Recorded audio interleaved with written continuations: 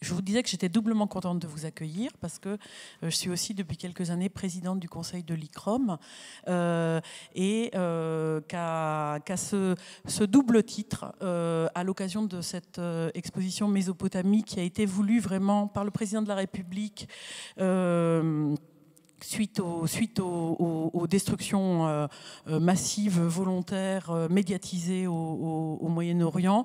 À l'occasion de cette exposition Mésopotamie, j'ai trouvé que c'était très intéressant qu'on puisse travailler avec l'ICROM, travailler avec l'Institut du monde arabe qui a ouvert, vous le savez peut-être récemment, une antenne à Tourcoing, pas très loin d'ici, sur cette question essentielle de la reconstruction et particulièrement évidemment de la reconstruction post-conflit.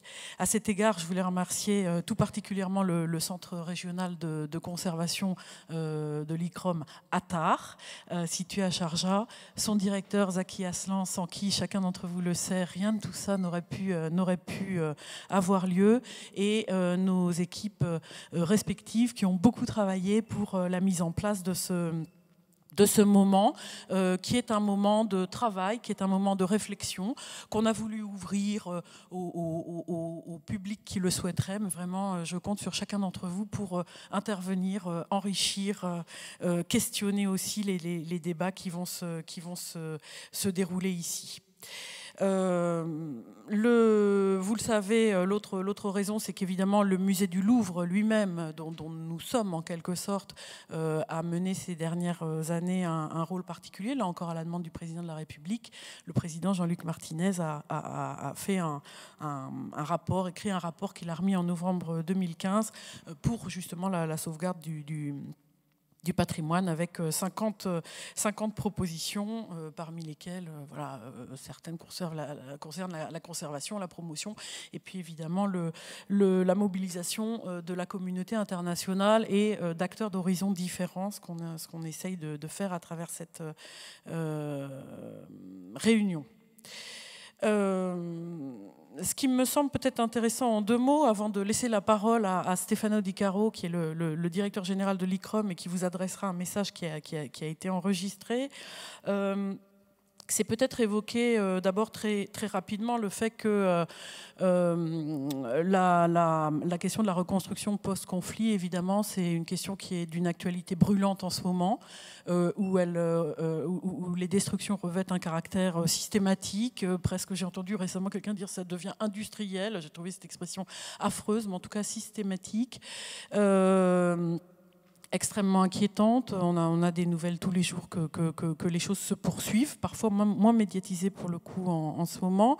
Et en même temps, c'est vraiment une question qui s'inscrit dans l'histoire. Dans l'histoire la plus ancienne.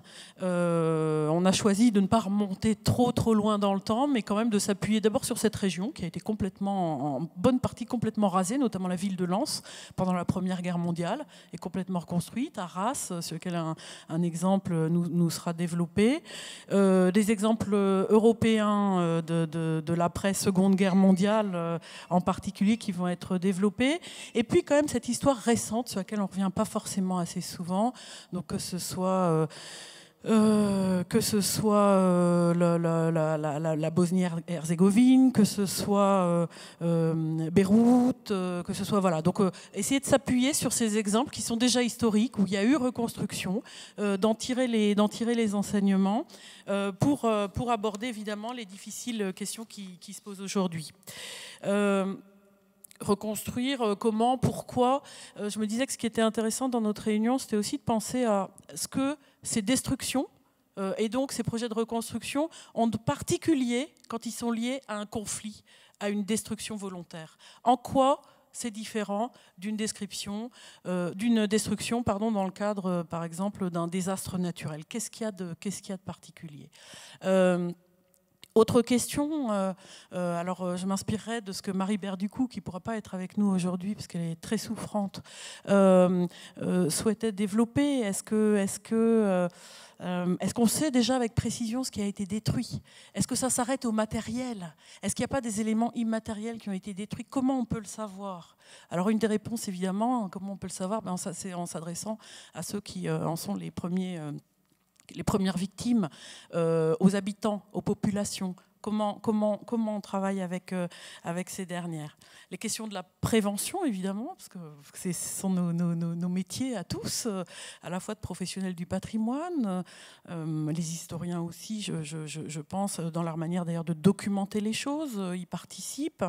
Les grandes institutions et agences, évidemment. Comment on peut prévenir ce type de choses, comment on peut préparer l'éventuelle reconstruction d'un bien qui est encore là, qui n'est pas encore détruit.